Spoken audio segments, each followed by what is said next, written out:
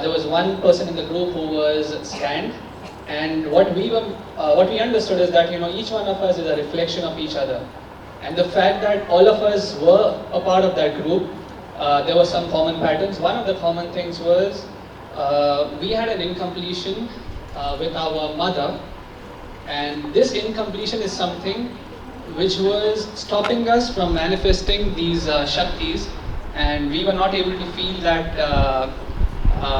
connection with Swamiji. So that was a blocker, and then the next step basically was to understand how we could remove this blocker. So as an exercise, what we did was we basically formed a circuit with the help of Ma Yogananda, and basically what we did was each one of us were holding the index finger, and it was like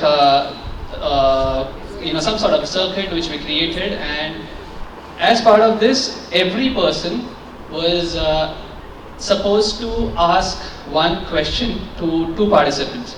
And this question was, at the time of our mother's, so when we were in our mother's womb, there were some patterns which our mother was going through, and what was the strongest emotion which our mother was feeling at that point. And this is something which we have got, and this is acting as a blocker for manifesting the Shaktis. We were able to understand so we basically got the answer as to what was the strongest emotion which we were also holding on to, which we got from our mother, and that was something which was coming in the way of us manifesting the Shaktis. So this was the first part.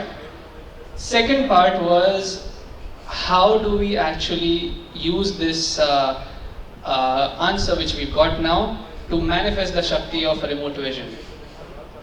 Again, what we did was we formed a similar circuit, and this time, at least I can share my experience. So I have never had a vision before. So whenever I use my third eye, I normally get messages, or I see letters or alphabets. This time I actually saw a proper house, what was there around the house. I was also able to enter the house and see the living room, dining room, and of course I did have this one, let's say, element of one moment where where my logical mind did come into picture and was telling me, oh no, it could be false, or it's just my mind which is giving me these pictures.